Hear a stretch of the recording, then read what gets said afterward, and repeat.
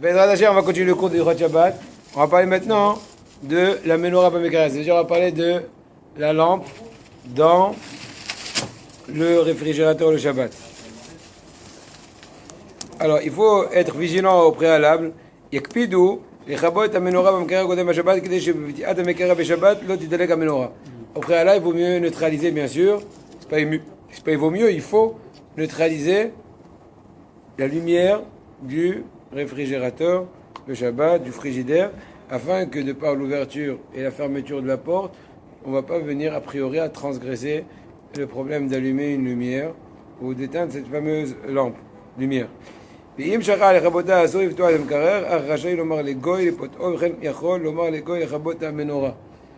si jamais il a oublié de neutraliser la lumière, il peut, en cas de besoin, en l'honneur du Shabbat, pour pouvoir accéder à la nourriture qui est dans le réfrigérateur, d'ordonner un goy d'ouvrir, et même à la rigueur, en cas de besoin, de refermer.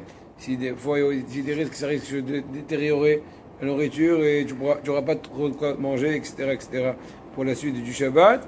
Donc, ce sont les deux cas de figure. Attention, je dis, je redirai, que je vais dire maintenant quelques cas limites où on permettrait, selon les décisions de Rav Ovadia, mais je vous prie de ne pas prendre ça à la légère, ou ne pas prendre ça tous les lundis, jeudis, autrement on n'en finira jamais. Mais je veux quand même vous dire ce qu'il dit, afin de savoir, comment dirais-je, les cas les plus échéants. Et je répète, et encore une fois je répète, n'utilisez pas ces permissions à tirer l'arigot. Ok? Clair? C'est-à-dire, pas après dire, voilà, Rav il a dit au cours que.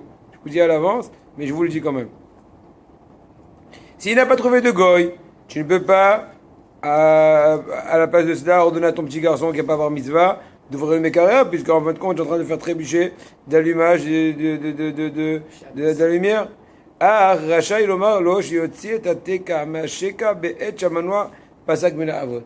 Si tu es sûr, et là je mets deux tirés en bas, si tu es sûr que le moteur, en général, c'est pas toujours facile à savoir, ça dépend du mode du réfrigérateur, si c'est un Sharp ou si c'est un j'en sais rien. En tout cas, si tu es sûr que ton réfrigérateur, il est en matzav tissa. En d'autres mots, il est maintenant en repos. Ça veut dire que le thermostat a fait arrêter le processus du réfrigérateur jusqu'à d'ici quelques instants.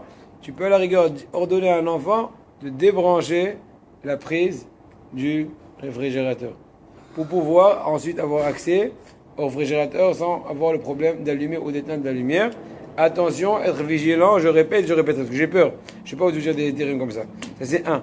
Deux, si tu n'as pas d'enfant, à la rigueur, tu peux le faire même par un adulte. Encore une fois, dans le cas échéant où tu n'as pas de goy, dans le cas où tu es sûr que c'est arrêté le moteur, là tu peux. Mais bon, il faut être vigilant. Dans la pratique, il faut être sûr que ça marche. Amsoupak, imoti, me'av Shabbat, d'un autre hidouche, extraordinaire. Si, Shabbat matin, ou Shabbat soir, tu viens ouvrir ton réfrigérateur, avant d'ouvrir, tu dis attends, est-ce que j'ai neutralisé la lumière ou pas? Tu mets sous pas. Et tu dis, il y en a qui permettent que si tu n'as pas de goy, toi-même dire à un enfant d'ouvrir la porte. Pourquoi? Étant donné que selon plusieurs décisionnaires, Psychréché, Moutara, Filou, des Adam Gadol, puisque tu n'as pas d'intention d'allumer, ouais, même si c'est sûr que tu vas allumer, puisque tu n'as pas d'intention d'allumer, et de par un enfant, en plus tu sais qu'un safek, c'est pas sûr qu'il y aura que automatiquement tu vas allumer, c'est peut-être oui, peut-être non. C'est des cas qui permettent, par un enfant on permet plus. Encore une fois, héter, vigilance. Moi je vous conseille dans le cas échéant, essayez de trouver un voisin, essayez de s'arranger. Ça c'est un. Dans le cas de la refermeture du réfrigérateur, on va parler tout de suite. Si une personne a oublié d'éteindre le frigidaire, et d'éteindre donc la lumière du frigidaire, et par oubli, il a ouvert le frigidaire, hop, ouah, il a allumé la lumière. Est-ce qu'il a le droit de refermer la porte? C'est sûr que non. Mais il te dit si la porte elle se referme automatiquement, une espèce de démontation, sans aucune force de poussée de ta part, et bien à la rigueur, tu n'as pas d'interdiction de laisser la porte fermée. Mais étant donné qu'en général, tu as besoin de rouvrir le réfrigérateur, étant donné que tu mets la boisson, tu enlèves, tu mets les salades, j'en sais rien. Dans ce cas-là, il faudra conseiller à la personne de mettre une espèce de serviette, un truc épais, qui va obstruer la refermeture, de telle façon que en général, comment ça s'éteint? C'est soit parce que c'est une espèce de petit bouton, et quand la porte pousse dessus, ça s'éteint. Quand il y a de temps, ça rallume. etc. Une espèce donc d'effet électrique, et plutôt effet bouton, effet interrupteur. Donc quand on met une certaine, comment dirais-je, serviette au bout comment dirais-je, de la porte, on cale la chose, donc tout reste neutre. Ni on allume, ni on éteint, ça reste allumé. On neutralise comment la lumière? On la neutralise en enlevant l'ampoule ou en bloquant le bouton? Normalement, en Eretz Israël, les réfrigérateurs qui sont équipés, ils ont un bouton, ils ont un interrupteur, position Shabbat. Ah non, mais s'il n'y a pas cet interrupteur, il faut bloquer Alors l'interrupteur. non, tu prends un bout de scotch. Oui, j'ai compris. Voilà. Il faut bloquer l'interrupteur. Il ne faut pas enlever juste l'ampoule. Non, il n'y a pas besoin d'enlever l'ampoule. Tu Non, peux mais aussi. on peut faire ça, Oui. enlever l'ampoule et ouvrir, fermer. Oui. Il n'y a pas un système qui fait quelque chose? Non, tu t'allumes rien. Oui.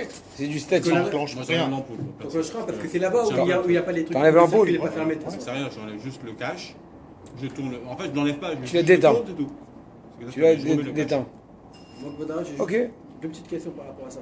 Celui qui aurait enlevé dans ce cas-là la prise, d'accord, le moteur il est éteint. Ça lui donne le droit de remettre la prise après. Première question. Et deuxième question, est-ce que si la personne a ouvert le frigo, il y avait donc la lumière? Non, remettre, non, parce que tu vas provoquer Ah, donc il faut qu'il prenne en compte qu'il ne peut plus remettre le truc. C'est sûr que non. Oh, ok. Je t'ai dit même pour enlever, j'ai tremblé. j'ai compris, non, mais Je vous dis, je leur ai dit. Ne dites pas après le ravi nous a dit, Ouais, ça attaque. Faites attention. Vadaï. J'ai peur, moi. Vadaï. Sinon, je dis Non, plus. c'est- Et- Sinon- par non, On a la preuve. non, il y a la preuve, mais non, mais Il a après, raison, sinon, je dis plus les secrets. C'est délicat. C'est très limite, même. Vadara, et Interdire tout, je peux pas, mais permettre tout, vraiment, je veux pas. Oui. le cas où la personne est dans le frigo et donc c'est allumé la lumière, est-ce que ça rend interdit les aliments après à l'intérieur? Vous comprenez? Non, Ça oui. c'est la réponse. Parce que j'ai pas fait de melacha direct, c'est une melacha indirecte. C'est aucun rapport. C'est de l'indirect. Maintenant, on a parlé autrefois déjà de l'électricité synthétique, ou plutôt un truc comme une espèce comment dirais-je, de...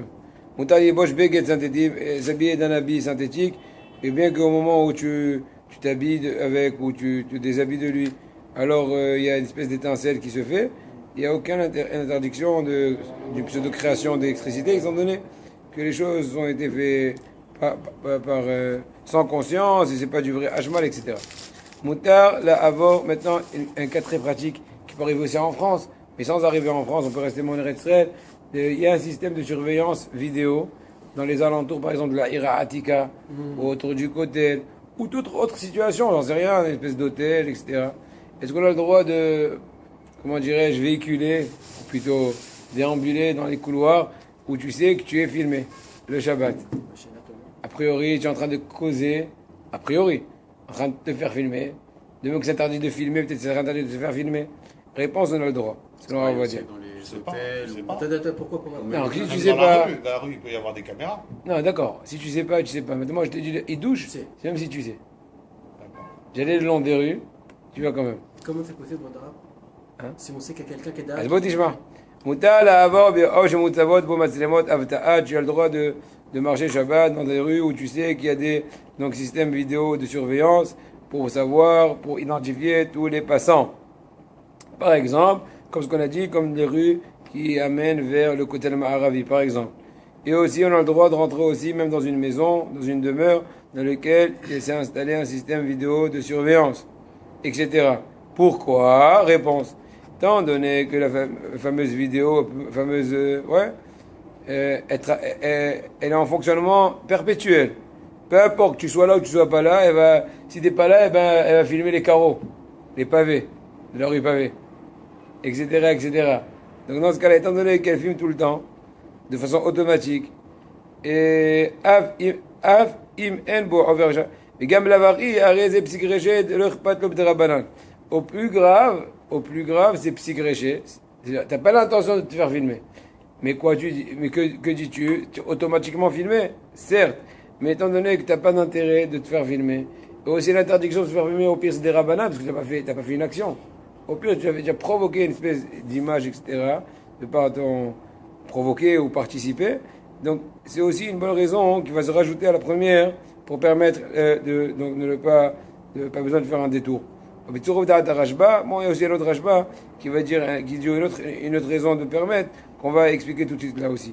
Là aussi, c'est un problème qui peut très bien se poser en France, surtout en France. Vous connaissez, il y a des demeures, quand tu passes au côté d'une demeure, apparemment tu brises des rayons X, j'en sais rien, et donc ça s'allume. Tu finis le couloir, tu as quitté, et le couloir est vide, donc ça se rééteint, etc. Une espèce de système comme ça.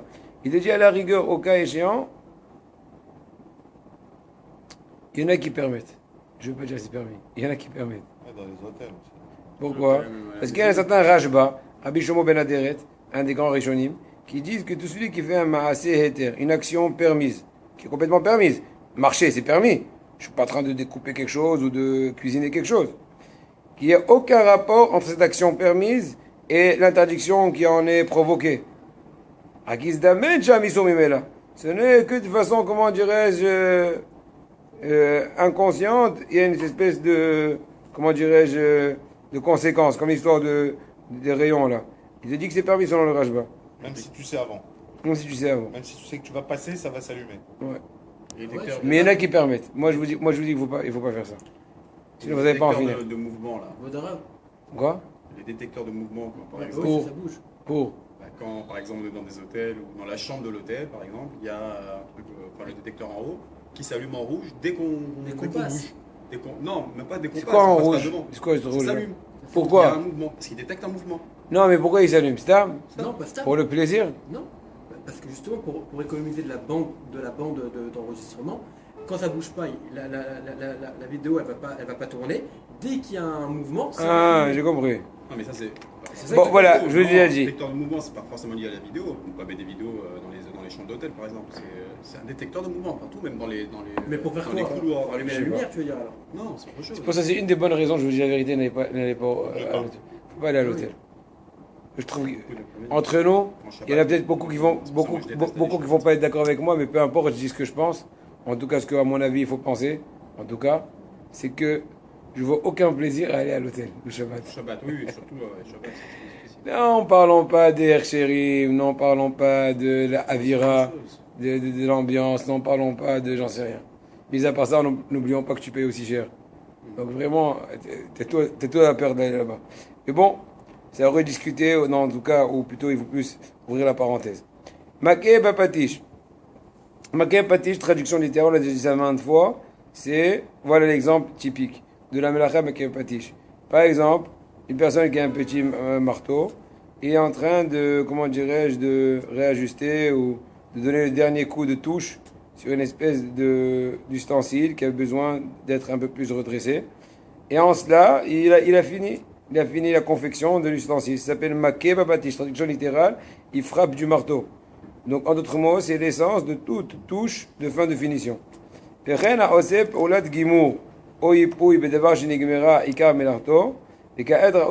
Toute autre action de touche finale est caractérisée par cette interdiction. N'est-ce pas, Rabotai?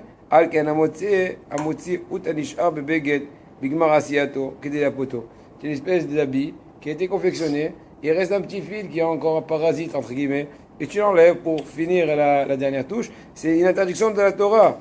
Ou à l'inverse, il est en train d'enlever des ronces de son habit avant, parce qu'il s'est un peu emmêlé dans son habit avant la fin de confection. Là aussi, cette simple action, a priori, qui est banale, le rend passible minatora de l'interdiction de Bapatish.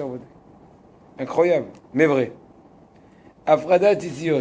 Est-ce qu'on a le droit, le Shabbat, des fois, le talit ou le titit katan, on a des fois les fils qui sont un peu emmêlés. Est-ce qu'on a le droit de les démêler? Alors il y en a qui interdisent. Selon Ravadia, il permet. Mais en tout cas, il permet que dans le cas où juste tu fais que démêler les fils. Et s'ils sont vraiment emmêlés, c'est possible que ça peut être un peu plus grave. Ils sont légèrement emmêlés. Il permet de les démêler, mais aussi de par ailleurs, on ne peut pas te permettre de réajuster le nœud. Attention. Des fois, le nœud aussi, il est détendu. Et tu veux le resserrer Shabbat, c'est interdit, étant donné que tu vas laisser le nœud pour de bon, normalement, jusqu'à un nouvel etc., jusqu'à un nouvel ordre. Donc là, c'est sûr que c'est interdit. Est-ce qu'on a le droit de faire entrer son oreiller dans le couvre-oreiller, on dit? Comment on dit? La housse. Le thé, la thé. La tête d'oreiller. La thé d'oreiller, voilà, la thé d'oreiller. A priori, on aurait dit que c'est interdit, étant donné que je suis en train de confectionner, entre guillemets, gonfler la thé. Réponse non. Ne dis pas que je gonfle la thé, dis je couvre l'oreiller. Or, l'oreiller est déjà fait. Bien que dans Shulchan Aruch, c'est marqué qu'on n'a pas le droit d'embourber. Comment on n'a pas embourber? De rembourrer une espèce de tissu avec des plumes ou des bouts de laine. Là, parce que, ouais, un café, c'est possible. Merci. Abdou Hamim. Hashgahot Karagil, non? Et tu entends? Oui? Non, c'était de l'eau. Vous m'entendez, chers amis? Bien que Shulchan t'interdit ou nous interdit selon la Gemara, selon l'explication de certains décisionnaires dans la Gemara, de remplir une tête d'oreiller, là on parle qu'elle a été vide, et là tu es en train de créer ton oreiller. Donc c'est un cas vraiment typique de maké bapatish, dit confection d'une chose qui devient, comment dirais-je, fonctionnelle. Mais dans ce cas-là, étant donné que l'oreiller est déjà fait, je ne fais que la couvrir. C'est vrai que je ne la couvre pas juste avec une espèce de couverture, ou plutôt de drap, mais c'est un truc bien déjà en forme de poche. C'est pas pour autant qu'on va t'interdire de faire cette action-là, puisque je suis en train juste de recouvrir du déjà fait. Aussi un grand idouche qu'on en a parlé un peu, tout ce qui est un peu histoire de bouée et tout. En d'autres mots, tout ce qui est histoire d'oreillers gonflables. Comment ça s'appelle? Comme ça? Les oreillers gonflables. Tu as entendu parler? Matelas, j'ai entendu parler. Merci, Abdou Hamim. Les mitzvahs. Nipouah karit gumi. Alors tu sors ta pompe le Shabbat et tu es en train de pomper ton espèce d'oreiller, j'en sais rien, qui est fait en plastique, qui est fait en caoutchouc. Ou matelas à la rigueur aussi, mais là il parlait d'un oreiller. Mais bon, tu peux faire comme tu veux, ça revient au même. Lui il permettrait. Pourquoi? Il te dit, il n'y a pas d'interdiction de par cela que je t'appelle que je suis en train de confectionner un ustensile. Qui est un nipouah ma'ase uman. Tout d'abord, l'action de gonfler le ballon n'est pas une action, comment dirais-je, d'artisan. Un. Deuxièmement, il n'y a pas de mamage banipouah avir. C'est-à-dire il n'y a pas de consistance, si l'on puisse dire, dans l'action de gonfler. C'est pas comme tu as fait une dernière touche, tu as enlevé le fil. J'en sais rien, tu as serré ceci, etc. C'est une espèce de tu fais gonfler. Et donc on ne peut pas dire qu'il est en train de confectionner une espèce de matelas d'oreiller. C'est pas comme le cas typique où je suis en train de rembourrer une poche de tissu avec des lambeaux de tissu, etc., etc. Deuxièmement, d'autre part, ils te disent la carite en soi, ou plutôt le matelas dégonflé, l'oreiller dégonflé, elle est déjà appelée entre guillemets oreiller. Et elle est juste manquante de gonfler, dégonfler. Il y a tout là. Tu comprends? Donc il veut dire aussi, pour cette raison, Yesh ala karitchem kiliko de manipoa, tashmisha bekar. Puisque c'est l'habitude d'utiliser comme ça, gonfler, dégonfler, et c'est comme à la rigueur, si on pousse l'idée, tu remplis une bouteille, tu la vides, tu remplis la vide. Donc par extrapolation, il veut dire, ça ressemble aussi, le fameux, on va dire ça, matelas pneumatique, ouais. Tu gonfles, tu dégonfles, ce qui pourrait il veut permettre, etc., etc. Et encore un peu d'autres éléments qui veut faire ressembler. Il ramène ça beaucoup de postes qui sont mekilim, beaucoup de svarim. Rav Shomozayim Oirvar, Issoudé Shuron, Betzel Horma, Rav Zilber, Rav Kanievski veut dire aussi. J'ai pas vérifié, mais bon, etc., etc. Mais oui, je sais qu'ils ont une action ma'amirim. Quand par exemple gonfler un ballon d'anniversaire. À moins que, peut-être on va dire que le ballon d'anniversaire c'est différent parce qu'il n'est pas voué être gonflé, dégonflé. Donc il manquerait cet élément peut-être. Il faut faire un nœud à la fin. Ouais, le nœud c'est khlet, c'est sûr. Ouais. Non, mais imaginons le nœud, tu fais, j'en sais rien. Tu fais. Non, tu mets une pince. J'en sais rien. Alors, et Godara, est-ce que ça serait Betnaï qu'on fasse à la bouche ou avec un Excusez-moi, je vais me détendre un peu parce que je suis fatigué. Oui, je t'écoute. Est-ce que si on gonfle le matelas pneumatique, vous savez, avec le truc avec le pied, Avec le matériel, on peut. avec le matériel, Ah, ou alors l'action. Lui, il te permet même la pompe. Même avec la pompe, même si c'est un cli. Et l'action de faire comme ça, c'est pas. Parce que moi je crois que c'était un cli Mais myophage. je vous dis, il vaut mieux pas utiliser ces trucs-là. Mais dans la Chaque fois avant que je fasse le shiur, j'ai peur de vous dire des trucs. La vérité, j'ai peur. Je peux pas vous imaginer. Je suis une responsabilité. Donc je vous dis, il vaut mieux être en dans ça. Zo, Igmar Adracha. Le shiur est déchiré l'autre. Alors, maintenant, notre cas de figure. Est-ce qu'on a le droit de déboucher l'évier qui s'est encombré de par les éléments dans le, comment dirais-je, comment on dit pkak? Il y a un bouchon dans le siphon. Fond. Voilà. Il y aura un problème déjà de base. Et là qui disent que t'as quel malin?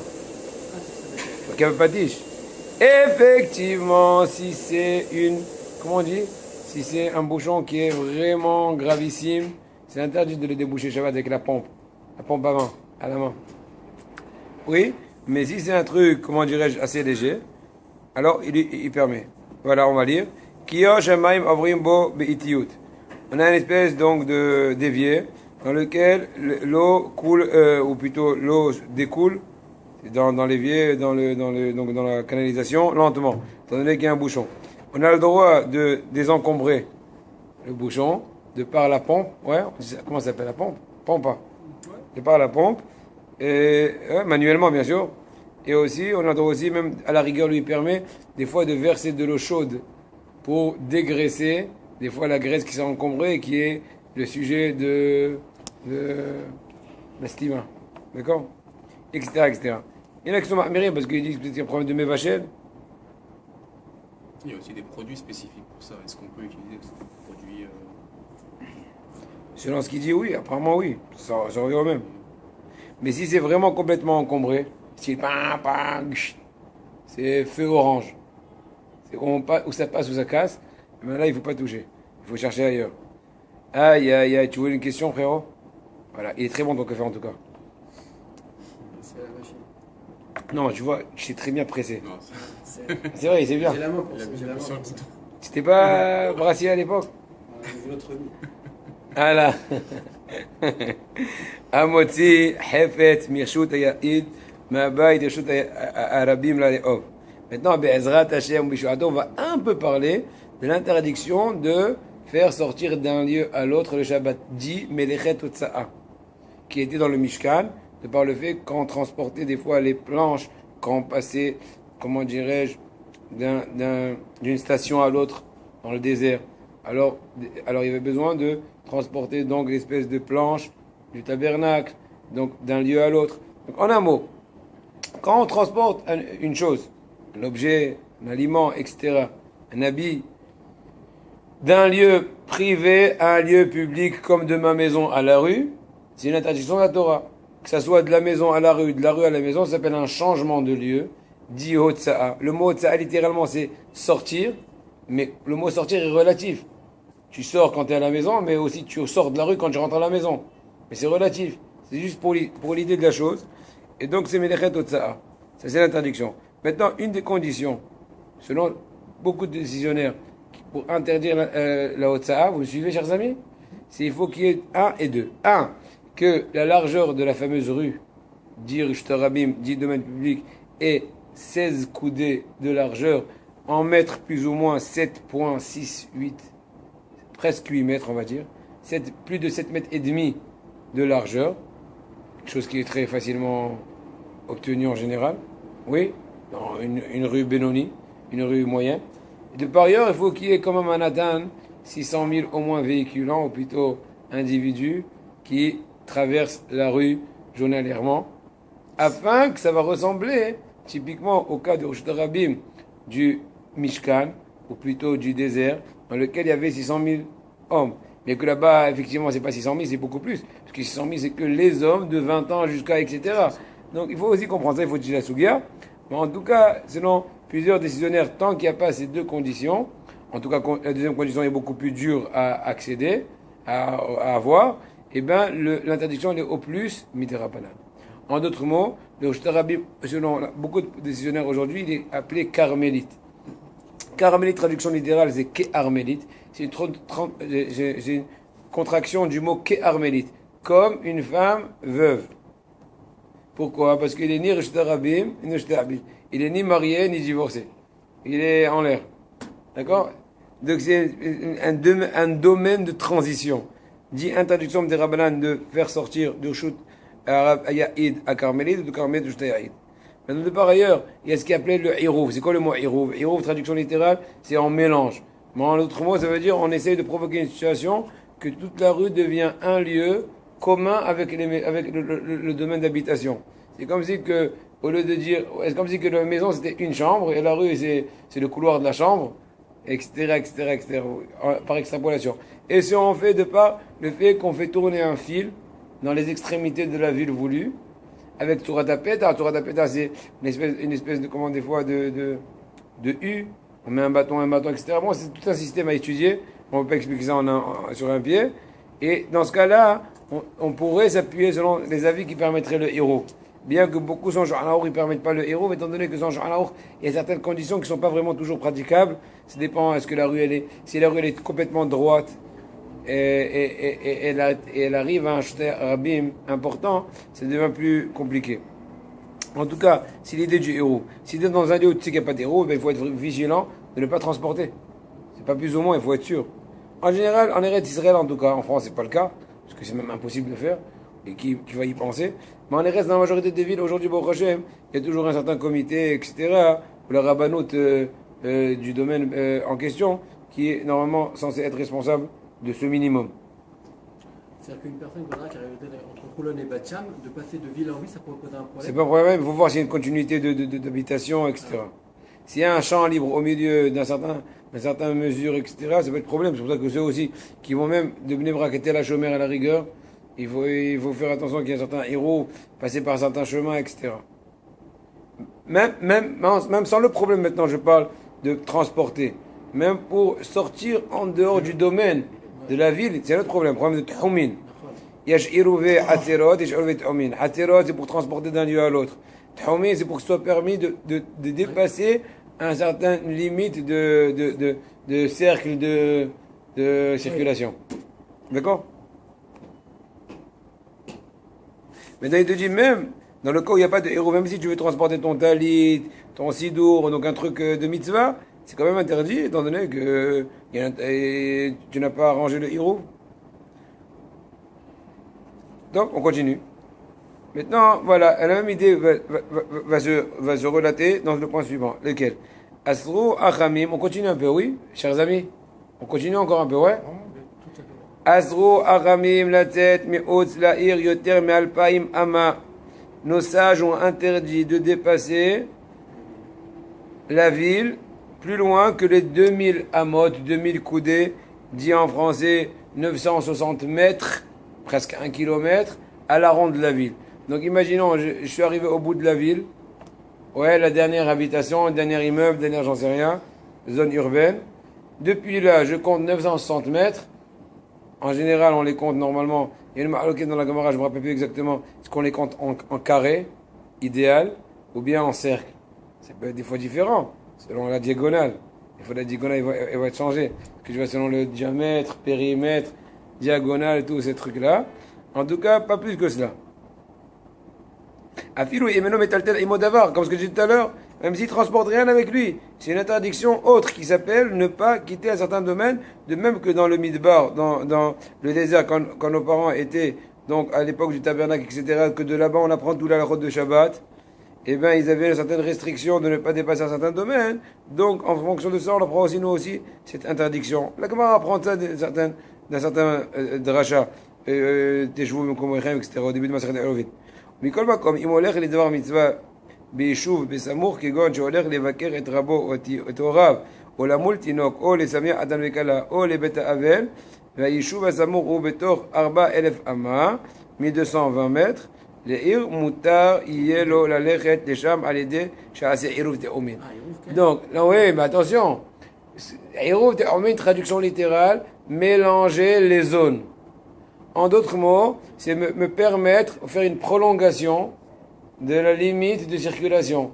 Il y a une certaine façon comment faire ça, on va expliquer tout de suite, mais en tout cas l'idée est que je repousse les zéros plus loin. D'accord? Avant la fin des 2000 amas, dit des 960 mètres précités, je mets un certain héros qui va prolonger encore 960, et ainsi de suite. Mais maintenant, je pourrais jouir de cette prolongation qui a été préparée au préalable avant le Shabbat, que quand le but de cette prolongation n'est que pour me permettre la circulation, d'aller chez mon rab, écouter le shiur, d'aller d'aller l'avdil, faire semehatan vekala, etc. Mais c'est pour le plaisir, non. Donc c'est restreint quand même. Et maintenant, combien on peut rallonger ça? Pas 10 000 fois, on n'a qu'une seule donne. On avait, j'en avais fin de zone urbaine plus 960. Là, on peut au pire doubler la mise, plus ou moins. C'est tout. Fin de zone urbaine, voilà, c'est donc ça fait en général 1900 et quelques, plus ou moins. Qu'est-ce que tu dis? Il n'y a plus de maison, la fin du zone urbaine. C'est-à-dire qu'on ne voit plus du tout de maison. À perte de vue, c'est quoi qu'on appelle la fin du Non, pas perte. Tu viens, il faut étudier la chose. On ne peut pas laisser ça en l'air. Il faut étudier la chose. Je t'ai dit, il faut faire normalement une photo, entre guillemets, une photo aérienne, ou j'en sais rien, D'accord. et faire un carré, et voir et Maseret Hérovine, elle parle de ça longuement. Imagine-toi qu'il y a une ville ici, au sud-ouest, et l'autre au nord-est, j'en sais rien. Comment on fait le carré? Ça va te sortir un trapèze, etc. Il faut étudier la chose. Mais de façon très, très, comment dirais-je, schématique, on prend les extrêmes, et donc les extrêmes font le carré, on va appeler ça comme ça, et à partir du carré, tu donnes 2000 de tous les côtés, sans plus. D'accord? C'est clair? J'ai été clair quand même. Un trapèze. Ouais, ça dépend comment tu dessines. Ça dépend comment tu étais en géométrie. Vio, t'es omin. Tu te rappelles de la géométrie? Parallélogramme. Je voulais pas dire Hassala, c'était très dur. Parallélogramme. Parallélogramme et tout. C'est quoi parallélogramme, tu te rappelles? Ouais, Droite parallèle. comme ça. En fait. Mais comment il est qualifié? Bon, allez, on peut C'est une faire sorte de quoi? rectangle bizarre. Ah, non, c'est pas un rectangle. C'est un rectangle de. Avec les deux diagonales. Voilà. Bon, Hazak, tu étais fort. C'est pas angle droit. Ce fut des temps. C'est pas angle. C'est un angle. Voilà. C'est la différence. C'est vrai que tu te rappelles déjà Dan et Hassan à la goulette? Bon, allez, on continue. Maintenant, il te dit, on va expliquer. Iruft omen aino shubotom makom shemistaimim alpaim mama. C'est quand le mot iruft omen, on mélange les zones. En d'autres mots, on fait une prolongation de la zone possible de circulation en dehors de la ville. Réponse, c'est au lieu où les 2000 coudées, dit le 960 mètres, après la fin de la dernière habitation dans l'extrémité de la ville, à droite, à gauche, en haut, en bas, etc., eh ben on va mettre avant le Shabbat une certaine quantité de nourriture qui est valable pour 2 repas. Si on parle en grammes, 324 grammes. Ou au liftan. Liftan, c'est une espèce d'accompagnement au pain. C'est-à-dire de la salade, etc. Donc l'un ou l'autre, dans cette quantité-là, on le met dans un certain lieu avant la fin des 960 mètres, en limite. C'est comme si il a dit voilà, c'est ma résidence. Donc il a entre guillemets créé une nouvelle dernière maison. Une nouvelle dernière maison. Donc il s'est permis de repousser l'échéance des 960 mètres à nouveau. Voilà, c'est l'idée de façon très grossière. Misham, Od, Alpaïmama. Kodem Jiten, et à Hérouv, Yivarech. Même une bracha, tu entends? Je savais ça? On fait une bracha avant de faire l'Hérouv. Baou Ata Hashem, Elokeinu Melech HaOlam, Shel Kiddeshanu B'mitzvot Avetzivanu, Al Mitzvah Hérouv. Avraham Avinu, c'est marqué que même Avraham Avinu, qui aime Afilu Hérouvet. Tchoumine, non, Hérouvet Tafshilin Afilu. C'est d'autres choses, Hérouvet Tafshilin. Yomer, ensuite il y a aussi un Noussa à dire. Lequel?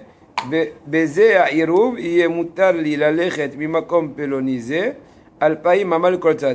De par le moyen de ce עירוב, de ce mélange de zones, je serai permis, Be'ezrat Hashem, d'aller depuis ce lieu-là, dit à la limite des 960 mètres précités, encore une nouvelle échéance de 960 mètres, dit 2000 coudées. Maintenant, une personne, Im Yatsa, Ouslair, Mer'ak, Ken, Rav, chez Yudbet 1000. Chez 11 000, non, pas 11 000, 11 km 520. Ok? Vous savez faire un truc en maths, frérot? Alors, Imyatam, Osayer, Mer Akrav, chez Yudbet 1000. 12 000 ou 12 miles, je ne sais pas comment on dit ça en anglais, peu importe, c'est l'équivalent plus ou moins, vous m'écoutez, chers amis, de 11 km 520. 11 km 520. Donc presque 11 km et demi. Les da'at rabim aposkim avar isurt omim la Torah. Réveillez-vous, je répète. Boker Tov. J'ai fini la zone urbaine. D'accord, à un certain point. Depuis là, si je vais marcher au-delà de 11 km et demi à la ronde, selon beaucoup de décisionnaires, il y a une interdiction minatora déjà. Jusque-là, on a parlé de jeux 960 mètres, une fois, 2 fois, avec le Hérouv, sans le Hérouv. Mais selon beaucoup de décisionnaires, quand tu es quand même arrivé à la limite de 11 km, mis à part le fait que tu as déjà dépassé l'interdiction Midera Banane, depuis longtemps, depuis déjà quelques kilomètres, Mais à partir de 11 km et demi, selon plusieurs décisionnaires, c'est Assour Minatora.